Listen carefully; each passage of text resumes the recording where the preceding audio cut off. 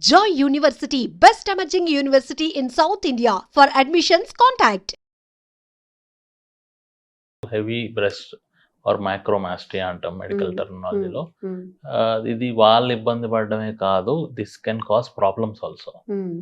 ఎలాంటి problems? Breast size పెద్దగా ఉన్నప్పుడు బ్రెస్ట్ కింద ఉన్న ఏరియాస్లో ఫంగల్ ఇన్ఫెక్షన్స్ వస్తుంటాయి, ఇచ్చింగ్ ఉంటుంది.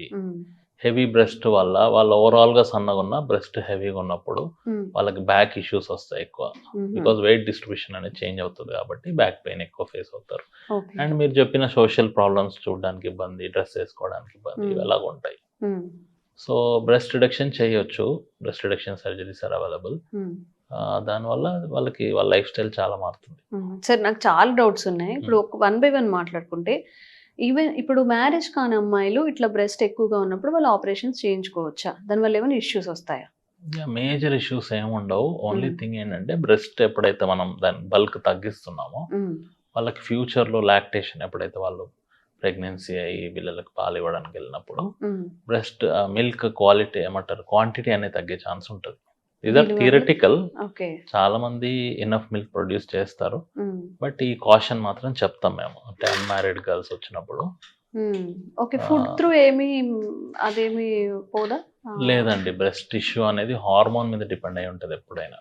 ఈవెన్ మేల్స్ లో చూసుకున్నా ఫీమేల్స్ చూసుకున్నా the growth of the breast tissue depends on hormones. మన చేతుల్లో ఉండదు, ఫుడ్ తినడంలో ఉండదు. లేదు, నేను అడిగేది ఏంటంటే ఇప్పుడు కన్సీవ్ అయిన తర్వాత బ్రెస్ట్ ఫీడింగ్ చేసేప్పుడు పాలు మేబీ తక్కువ వచ్చే ఛాన్సెస్ ఉన్నాయని చెప్తున్నారు, అంతేనా మీరు?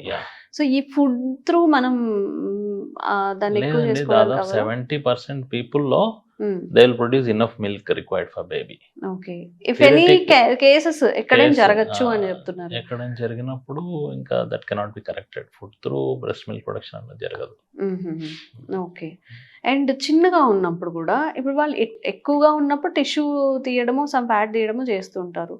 చాలా చిన్నగా ఉన్నప్పుడు ఎట్లా సర్జరీ అనేది ఎలా పాసిబుల్ అవుతుంది? బ్రెస్ట్ ఎప్పుడైతే చిన్నగా ఉంటుందో బ్రెస్ట్ టిష్యూ కింద will add an augmentation, silicon based implants ఉంటాయి.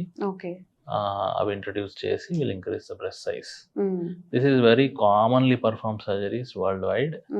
ఇండియాలో కూడా ఇప్పుడు చాలా మంది తెలియదు, అవేర్నెస్ లేదు, కానీ చాలా మంది చేయించుకుంటారు. మన వాళ్ళకి బ్రెస్ట్ అనే మాట వినిపిస్తే చాలా అది పెద్ద భూతం లాగా, లేకపోతే ఈ యాంకర్ కి ఏం పని లేదు, డాక్టర్ కి ఏం పని లేదు అని తిట్టడం తప్పితే అసలు ఏం మాట్లాడుతున్నారు దాని మీద ఒక అవేర్నెస్ కల్పించుకుందాం అనేది ఉండదు అనమాట. నిజంగా అంటే మన సొసైటీలో always talking about breast, private parts, ఇది ఒక టబు లాగా క్రియేట్ అయింది. అన్ఫార్చునేట్ అది. బట్ మాట్లాడకపోతే ఎలా తెలుస్తాయి ఇష్యూస్ అనేది? నేను ఒక వీడియో చూసాను ఇంతకు ముందు, బండ బూతులు తిట్టారు అనమాట. అట్ ద సేమ్ టైం అంటే ఒక్కొక్క ప్లాట్ఫామ్ లో ఒక్కొక్కలా ఉంటుంది కదా. ఫేస్బుక్ లో అన్ని నెగిటివ్ కామెంట్స్ వచ్చేసాయి, చాలా చండాలంగా వచ్చాయి. అదే యూట్యూబ్ లో చాలా మంది ఇష్యూస్ ఫేస్ చేస్తున్నారు. అవునండి, నాకు బ్రెస్ట్ ఎక్కువగా ఉండడం వల్ల బ్యాక్ పెయిన్స్ వస్తున్నాయి, లేదా చిన్నగా ఉండడం వల్ల ఈవెన్ మ్యారేజ్ అయిన తర్వాత హస్బెండ్ తో ప్రాబ్లమ్స్ వస్తున్నాయని కూడా కన్సిడర్ చేశారు.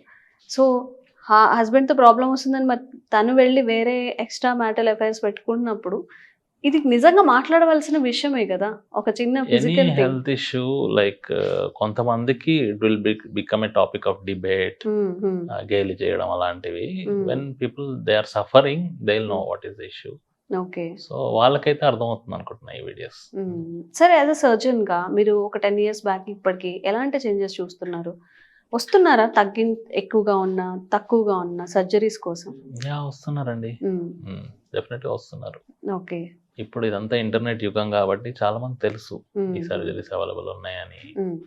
They are how safe they are, ఇవన్నీ తెలుసు. Data is available in their hand ఇప్పుడు మొబైల్స్ లో.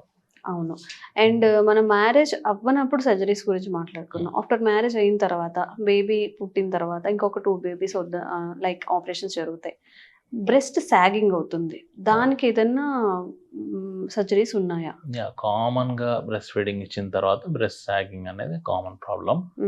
దానికి బ్రెస్ట్ లిఫ్ట్ అని చేస్తాం. బ్రెస్ట్ లిఫ్ట్ లో like will make the breast tighter. దానికి ఆగ్మెంటేషన్ చేయాలా లేదా వాల్యూమ్ ఇంక్రీజ్ చేయాలనుకున్నప్పుడు will add silicone implants.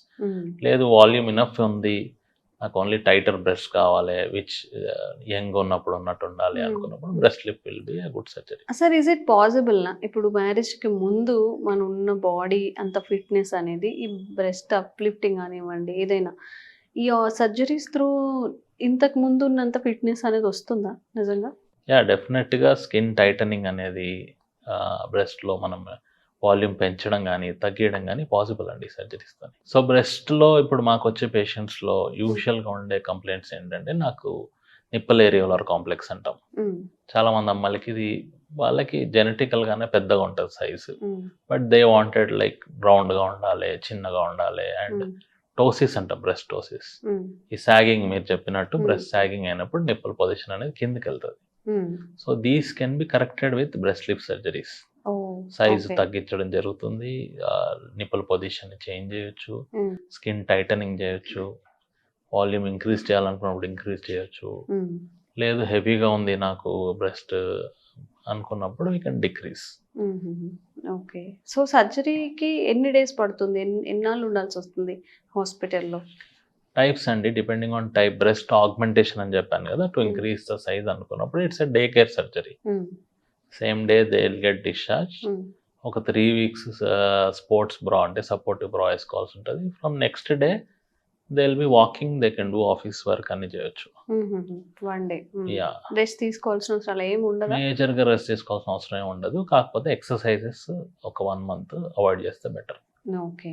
Okay. Breast reduction సర్జరీలో ఒక 2 days అడ్మిషన్ అవసరం పడుతుంది. Then they can regain to their work. ఆగ్మెంటేషన్లో చెప్పినట్టుగానే సపోర్టివ్ గార్మెంట్స్ వేసుకోవాల్సి ఉంటుంది. ఓకే. 1 monthలో they will be like completely normal. And అందరి తరపున నేను అడుగుతున్న క్వశ్చన్, ఈ బ్రెస్ట్ ఎన్లార్జ్మెంట్ లేదా తగ్గించడం ఇవన్నీ కూడా ఏమైనా సైడ్ ఎఫెక్ట్స్ వచ్చే ఛాన్సెస్ ఉంటుందా? మేజర్గా సైడ్ ఎఫెక్ట్స్ అంటూ ఏమి ఉండవండి, when done by professional surgeon in a good setup. రేర్లో వచ్చేటువంటి ఇన్ఫెక్షన్స్ ఆగ్మెంటేషన్లో చెప్పుకోవాలంటే, like silicone is an highly inert material, and మనకి దాదాపు 7 generations ఆఫ్ సిలికాన్ ఇంప్లాంట్స్ మారినాయి ఇప్పుడు. చాలా మందికి ఒక అపోహ ఉంటుంది, ఇంప్లాంట్స్ ఏదో పెట్టుకుంటే క్యాన్సర్ వస్తుందంట. Stage 1 ఇంప్లాంట్స్ వాడినప్పుడు 0.001% పీపుల్కి క్యాన్సర్ వచ్చిందని డిటెక్ట్ అయింది. నార్మల్గా ఇప్పుడు మీకు నాకు ఏం చేయకపోయినా 0.07% క్యాన్సర్ రిస్క్ ఉంటుంది. దాంతో కంపేర్ చేస్తే ఇది ఆల్మోస్ట్ 1000 times లెస్ ఇప్పుడు. అండ్ మీరు తీసుకుంటే ఇప్పుడు యునైటెడ్ స్టేట్స్, యూఎస్లో కానీ యూరోపియన్ కంట్రీస్లో కానీ చాలా కామన్గా జరిగే సర్జరీ బ్రెస్ట్ ఆగ్మెంటేషన్ అనేది. సో దీనికి మేజర్గా అట్లా హెల్త్ ఏమంటారు హజార్డియస్గా కాంప్లికేషన్స్ ఏముండవు. మైనర్ కాంప్లికేషన్స్ ఉంటాయి, కొంతమందిలో కొందరు బాడీ యాక్సెప్ట్ చేయకపోవచ్చు, అలాంటి చిన్న కాంప్లికేషన్స్ ఉంటాయి. బ్రెస్ట్ రిడక్షన్లో నేను చెప్పినట్టు like milk production can be decrease, అంతకుమించి మేజర్ కాంప్లికేషన్స్ ఏమి ఉండవు. ఓకే.